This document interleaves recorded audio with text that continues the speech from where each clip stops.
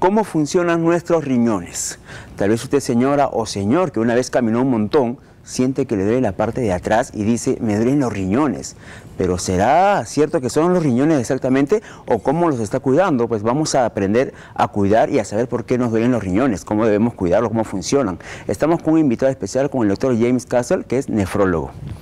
Bienvenido. Muchas gracias, buenos días. Buenos días. Bueno, efectivamente es un tema muy importante el aprender a cuidar nuestros riñones, porque si bien es cierto, es un tanto difícil que ya los riñones se vean afectados, o digamos es más bien frecuente que nuestros riñones se puedan ver afectados. O sea, es frecuente que uno tenga síntomas en los que los riñones están implicados, pero no es tan infrecuente que se dañen a través del tiempo y terminen en lo que le llamamos la enfermedad renal crónica. Pero hay muchas enfermedades, por ejemplo, infección urinaria, que también puede comprometerse el riñón y es una cosa más frecuente. Ahora, ¿una infección urinaria podría volverse crónica? En la palabra no es infección urinaria crónica, lo que nosotros le llamamos infección urinaria recurrente. O sea, que tienes episodios repetitivos de infección. Por ejemplo, se llama recurrencia cuando uno tiene 2 o 3 episodios. Entonces, eso generalmente le llamamos infección urinaria recurrente, y esas personas no necesariamente significa que el riñón se va a dañar como filtración.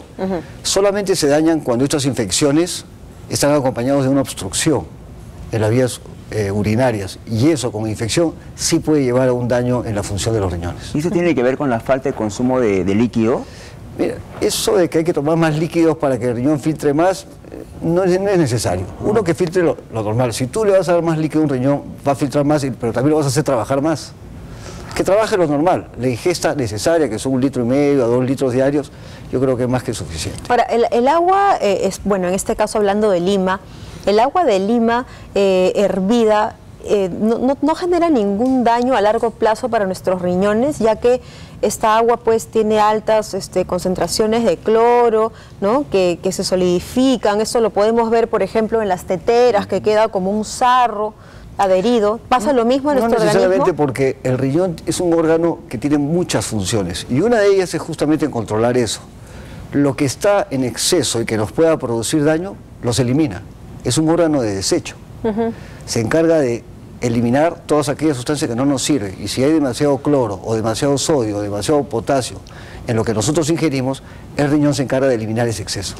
Ahora, estas piedritas que se forman en los riñones, sí. ¿De qué manera? O sea, ¿cómo uno puede evitar en todo caso que...? Hay varias causas, depende, hay cálculos de calcio, hay de ácido úrico, hay de combinación con fósforo. Primero hay que determinar cuál es el problema. La gran mayoría de las causas son genéticas. Es gente que forma el cálculo. Hay que hacer un estudio de por qué forma el cálculo, y en base a eso uno tiene que determinar cuál es el mejor tratamiento. Pero un problema importante es, por ejemplo, en el norte, que el agua es más dura, donde hay más calcio, la gente que tiene esta predisposición genética tiene más propensión a formar los cálculos.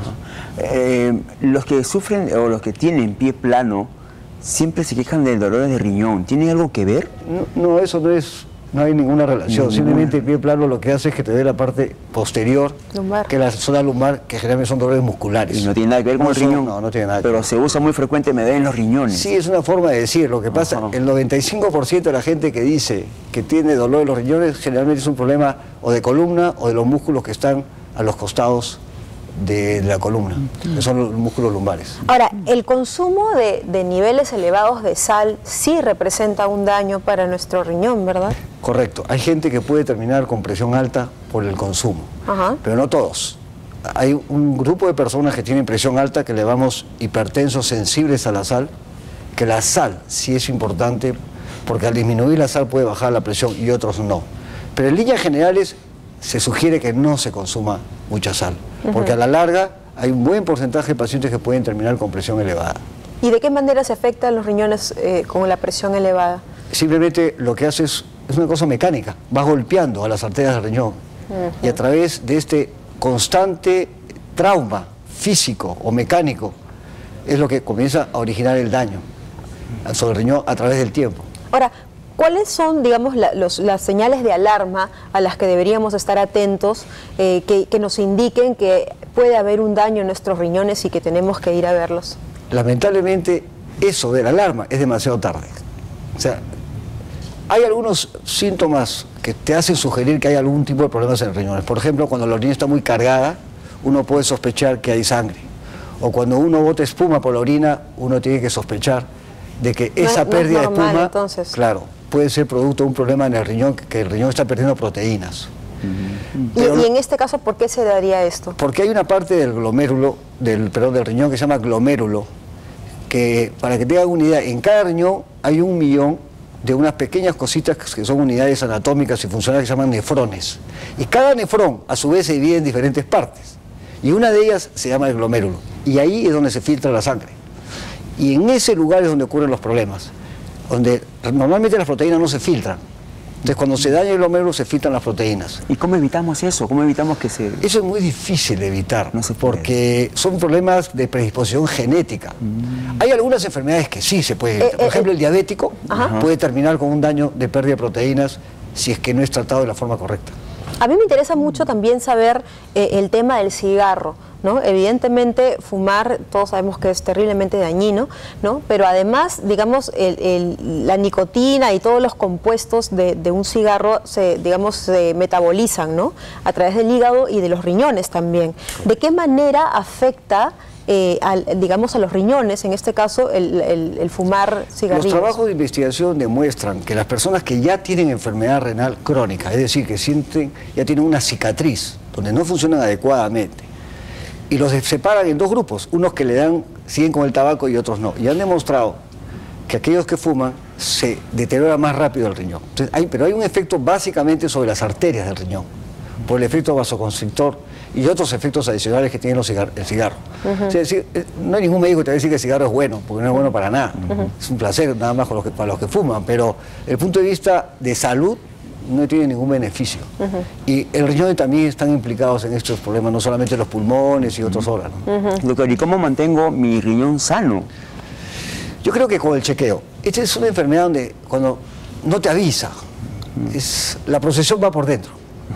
Y no te está avisando cuando hay daño. Entonces, lo que sí hay que hacer, lo recomendable son chequeos anuales, con unas pruebas muy sencillas, un examen de orina y un análisis que se llama urea y creatinina en sangre, que determina si tu riñón está filtrando o no está filtrando bien. Entonces porque sería... cuando uno ya tiene síntomas, es tan tarde que ya no hay nada que hacer para eso. O sea, un análisis de orina y de sangre. Sí, de sangre. ¿Y quiénes son Y a más veces, de propensos? acuerdo a eso, hay que hacer una ecografía para ver cómo están los riñones, el tamaño y todo eso. ¿Y quiénes son más propensos a tener...? Es difícil saber. Por ejemplo, el que es diabético, sabemos que el 30 al 35% de los diabéticos, que es una enfermedad cada vez más frecuente, pueden desarrollar un daño en el riñón. ¿Un niño? Un daño en los riñones, los diabéticos. ¿Y un niño? Un niño también. Hay muchas enfermedades congénitas, pero por supuesto, hay niños de 3, 4, inclusive hay gente que ya está en diálisis. Por ejemplo, en ellos, ¿cómo me doy cuenta de que mi hijo de 4 o 5 años tiene... ¿Enfermedad renal? Sí. No, tienes que pedir. Hay algunos que ya nacen con enfermedades, otros que hay que hacer los chequeos. Un chequeo, como hacen los pediatras al año, le piden un examen de orina o algo para poder determinar. En los niños generalmente hay síntomas. Ajá, eso es justo lo que iba a preguntar. Sí, hay, por ejemplo, la forma como se desarrollan, si se hinchan o no, pero no siempre, ¿no? El hecho de retener líquidos, ¿no? Que digamos claramente se podría una persona dar cuenta si es que se hincha, si es que está, ¿no? Con los ojos hinchados, qué sé yo.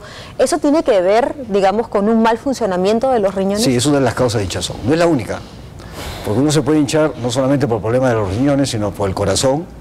Inclusive hay un problema muy común en las mujeres que se hinchan y creen que es problema de los riñones.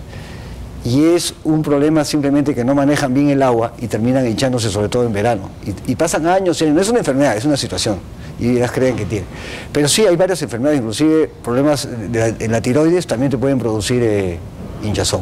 Pero el riñón también. Por un riñón ya deteriorado, ¿en qué desencadena? ¿A qué llega? Lleva, cuando un riñón, por ejemplo, que normalmente funciona 100%, llega a un nivel que funciona entre el 10 y el 15%, ya en ese momento o ingresa a trasplante o ingresa a un programa de diálisis. ¿En qué consiste la diálisis? La diálisis es un procedimiento que es como una lavadora. Lo que hace es limpiar tu sangre. No se usa para mejorar el riñón, sino para filtrar mientras tu riñón no funciona. Porque tú puedes dializar agudamente en una enfermedad aguda, lo dializas 2, 3 semanas, mejora el riñón y otra vez sale el programa de diálisis, pero los que terminan en enfermedad renal crónica los puedes dializar toda la vida. Y ese es un problema que tiene que ir 3 veces por semana. Lo que hace es hacer una de las principales funciones del riñón, porque el riñón tiene varias funciones, no solamente filtra. Es un órgano que produce sustancias como la eritropoyetina, que tiene que ver con la hemoglobina de las personas, la vitamina D, tiene que ver con la presión arterial, con el equilibrio ácido-base del cuerpo. Pero la diálisis tiene solamente una función, que es la filtración, que es la más importante. Pero las otras no las hace, por lo tanto tenemos que ayudarlo con medicamentos para suplir esa falta de... O sea que también ayuda a la captación de calcio al producir la vitamina D. Claro, el riñón produce una sustancia que es la vitamina D, que lo que hace es absorber el calcio de la dieta. Claro. ¿Y los que alzan peso son más propensos también a sufrir el riñón? No, el que alza peso simplemente lo que va a hacer va a poner muscular. La única relación en una alza de peso y riñón es cuando alzas un peso de tal magnitud que se te rompe el músculo. Y cuando se rompe el músculo sí te puede dañar el riñón. Pero eso es indirectamente, no directamente. Una última pregunta antes de terminar. Y para aquellas mujeres que, digamos, se movilizan con tacos altos, generalmente, no sé, todo el día, están todo el día con tacos altos, muchas veces se ha escuchado que les dicen, ten cuidado, no se te pueden dañar los riñones, ten cuidado. ¿Qué tan cierto es esto? El único cuidado que tiene una mujer es que alguien le diga un piropo.